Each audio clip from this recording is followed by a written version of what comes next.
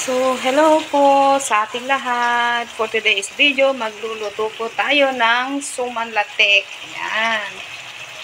Ito na yung ating coconut. Lutuin natin ng hanggang siya, maglatik siya. Ayan. Saka, ito naman yung aking malagkit. Ayan. Isang silyase kalaki. Saka ito. And then, meron akong brown sugar. Brown sugar ang gagamitin ko. Dalawang repack na brown sugar para mabilis lang. Yan. So, wait lang guys at para maluto na yung ating coconut. Maging latik siya. Yan. Lutuin lang natin ng maayos. So, see you again guys. Later, update ko kayo ulit. Ay, siya nga pala. Uy, muntik na. Muntik. Ito pala yung green na nakikita nyo diyan. Yan yung green. Pandan leaf. Yan, para maging mabango-bango naman ang ating lulutuin ngayon. So, yan. Yan. So, wait lang natin hanggang magti-mantika, maglana-lana siya. So, ayan na siya. Kung napapansin nyo, ang dami na niyang mantika, As in, nagmantika na siya.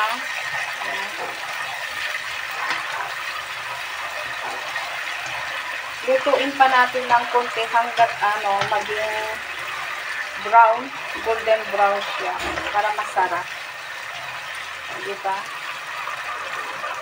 Sarap ng ating suman ngayon, promise. Yan. Pwede na siguro tanggalin natin yung yung pandan leaf. Ay, wag na. Para sayang yung mantika na dumikit. Tanggalin na lang natin.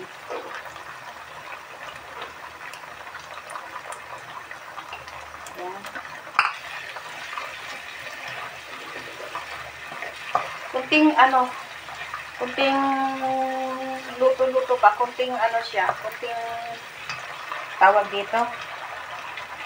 Para maging brown, mas masarap kasi mabango. O diba, kaya ko nang gagawa ng mantika, mag-produce ng mantika.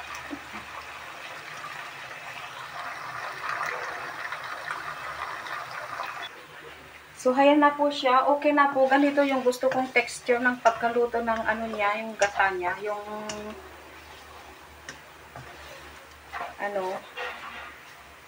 tapos, tanggalin ko lang yung latik niya. Tanggalin ko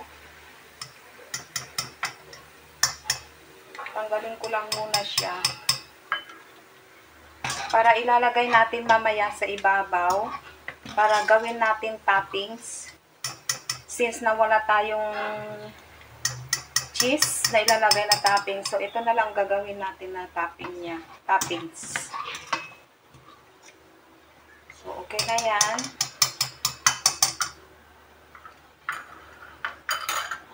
At saka, maglagay na tayo ng asukal.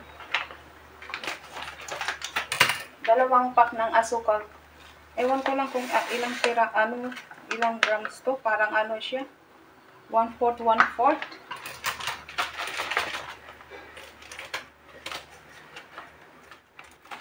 Tama lang naman. Hindi naman ito masyadong matamis. Ayan.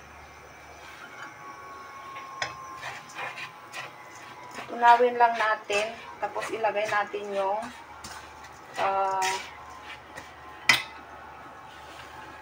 sticky rice o kaya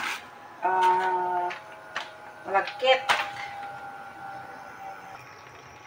So, ayan na po. Okay na po ang ating brown sugar. Ayan. Then, ito na rin ang ating sticky rice. So, dahan-dahan na lang natin ilalagay dito sa brown sugar dito sa linuluto natin. So, i-lower heat lang muna natin to number 1. Tapos, ilagay na natin ang ating sticky rice. Yan.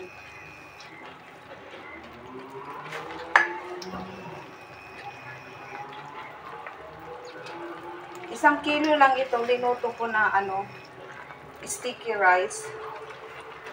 O kaya malagkit.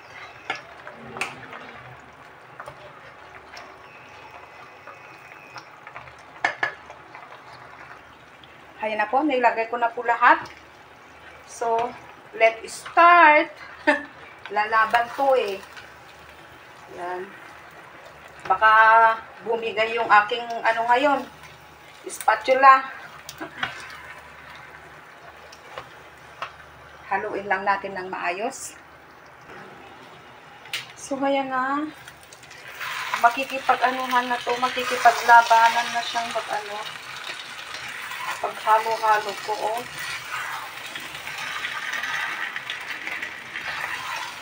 Labas lahat din ng mantika ko nito sa paghahalo. Yan.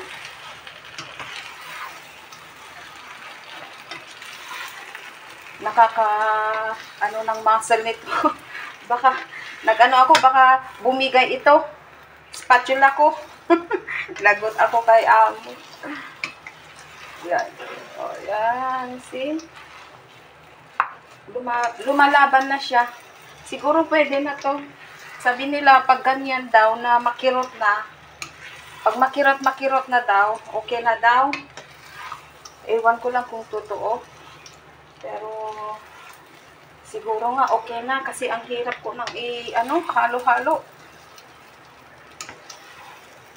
Yan, o. Dry na din siya, hindi na rin siya gaanong basa.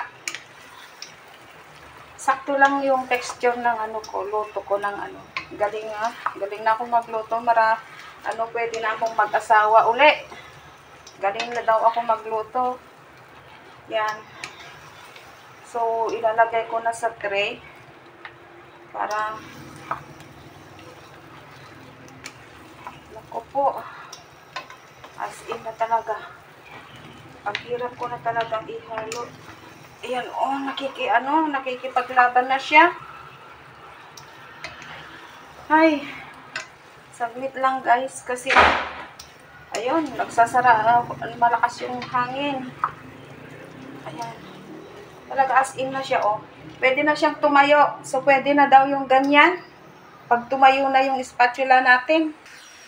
So, ayan, okay na po siya. Pwede na nating isalin dito sa ating dalawang tray. Hindi magkapareho ang ating tray ngayon. Yan, tapos ito. So, malinis ito ha, kasi inugasan ko na rin. So, lagayin muna natin sa mas malaking tray.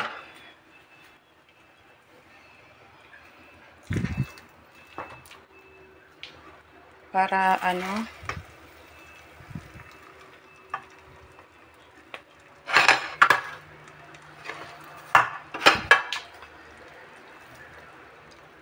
so, ayan.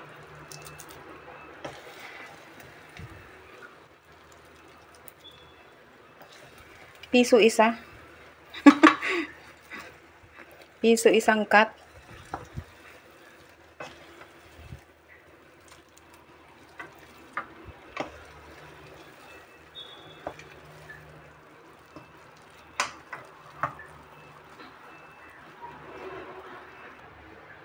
Yan na.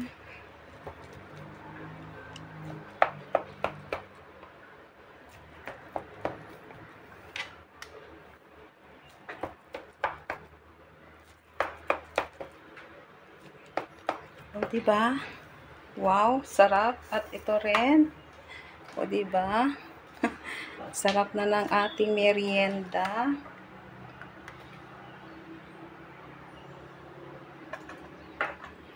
Saka lagyan na natin ng ating hugas lang ng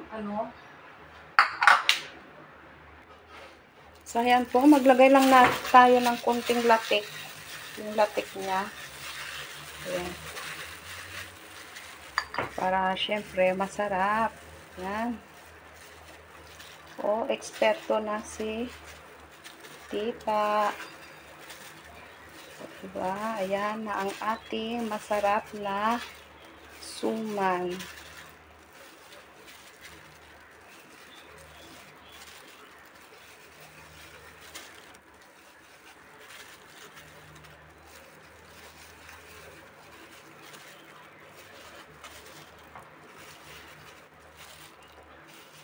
Yan, tapos sa kabila pa. So, ayan na guys. Tapos na akong naglagay ng, ng latik niya. Ang sarap. So, kung bago ka pa lang dito sa akin channel,